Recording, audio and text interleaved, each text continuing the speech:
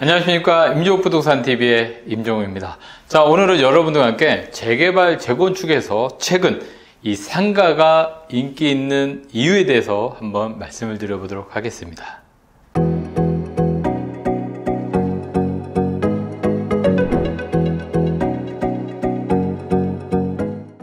자, 지금 보시는 그림을 보시면 금수저와 흙수저입니다. 많이들 들어보셨을 얘긴데요.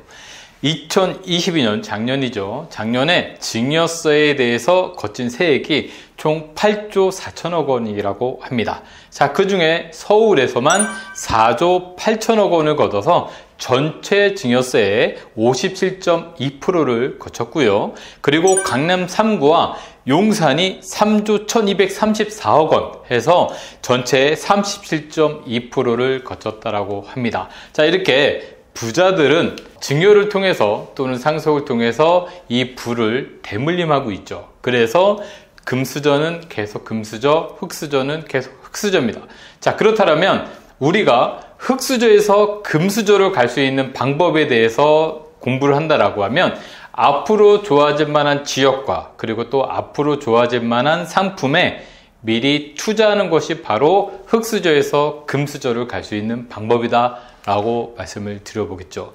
자, 최근에 뉴스를 보시면 오래된 상가들이, 단지 내 상가들이 인기가 높다라고 합니다. 재건축이든 재개발이든 지금 최근 들어서 상가가 높다고 하는데, 자, 원래 우리가 아파트를 받기 위해서는 주택 또는 아파트를 매입해서 재개발이나 재건축이 됐을 때 상가가 아닌 아파트를 받을 수 있습니다. 그런데 최근 들어서는 이렇게 상가를 투자해서 아파트 받는 사람들도 굉장히 많다, 이런 것들이 많이 나오고 있는데요. 물론 지난 정부 때 주택에 대한 규제가 워낙 심했기 때문에 주택이 아닌 다른 곳으로 투자하는 수요들이 상당히 많이 몰리긴 했었지만 상가에 대해서 아파트를 받는 방법이 사실 굉장히 어려웠었습니다. 그래서 일반인들은 감히 쳐다도 보지 못했던 그런 방식인데, 지금은 많은 분들이 상가를 통해서도 아파트를 또 받고 있다, 이렇게 보실 수 있겠죠. 자, 최근 들어서 9월 26일 날 원희룡 국토부 장관이 나와서 한 말, 상가도 지분 쪼개기를 제한하겠다.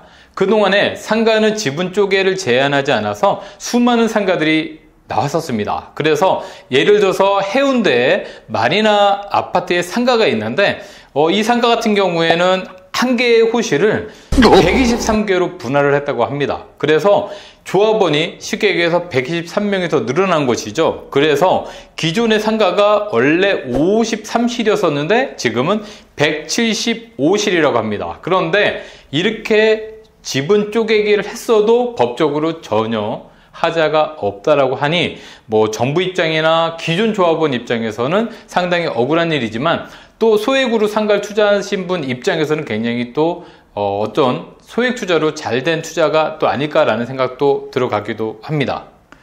자, 그렇다면 재건축이나 재개발에 있어서 이런 상가들이 과연 아파트를 받는 어떤 이유에 대해서 한번 살펴보도록 하겠습니다.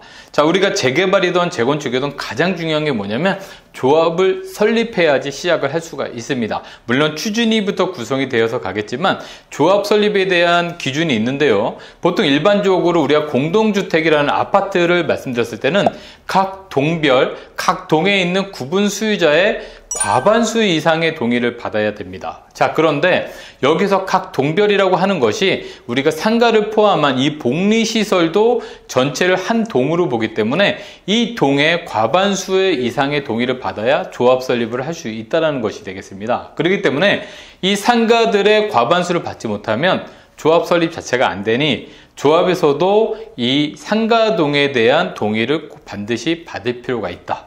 그리고 상가를 비롯한 다른 각 동의 과반수 이상을 받고 그 다음에 전체 구분 소유자의 4분의 3 그리고 토지의 4분의 3 이상을 받아야 재건축 설립을 할 수 있습니다. 그렇기 때문에 상가에 대한 입금이 굉장히 커진다라고 보실 수가 있겠고요. 자, 그래서 조금 더 살펴본다고 하면 재개발, 재건축 시 상가는 원래 상가를 받는 게 정상이고요.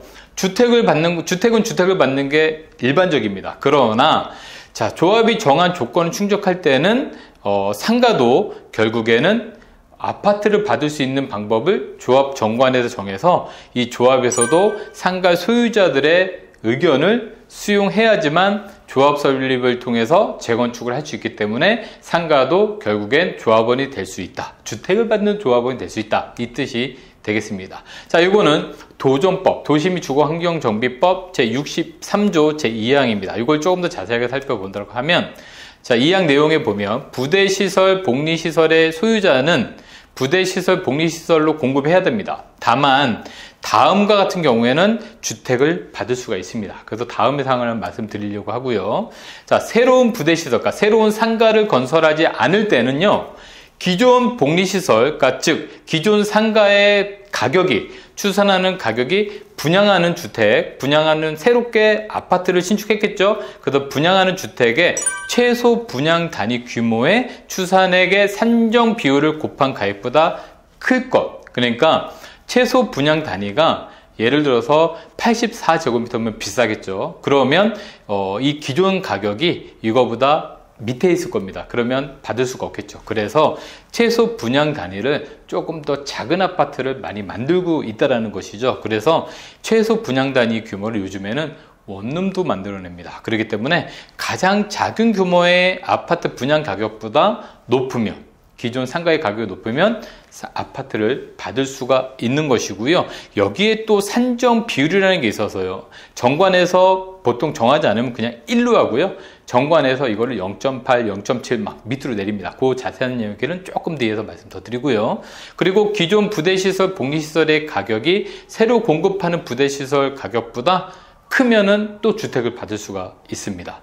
그리고 새로운 부대시설, 그러니까 새로운 상가의 최소 분양 단위의 규모가, 그러니까 새로 생기는 상가가 분양주택의 최소, 그러니까 조그만한 규모의, 작은 규모의 아파트 추산액보다 크다라고 하면 또 받을 수가 있습니다. 그래서 상가도 결국에는 주택을 받을 수 있는 그런 길들을 많이 열어줬다. 그래서 좀 전에 말씀드렸던 산정 비율, 그러니까 조합 정관에서 만든 건데 일반적으로 1.0인데, 자, 예를 들어서 보겠습니다. 상가 추산액이 10억입니다. 그런데 아파트 59제곱미터가 제일 작다고 했을 때 이게 11억이면 만약에 1.0일 때는 아파트를 받을 수가 없습니다. 왜냐면 상가 가격이 아파트보다 낮기 때문에. 근데 이거를 0.9로 낮춰준다고 하면 상가 기존의 추산액이 지금 아파트 59제곱미터의 분양 11억에 0.9를 곱한 것보다 상가 가격이 더 높기 때문에 주택을 받을 수가 있다는 것이죠. 그래서 지금은 이 재건축에 대해서도 상가 투자했을 때 아파트 받을 수 있는 길들이 많이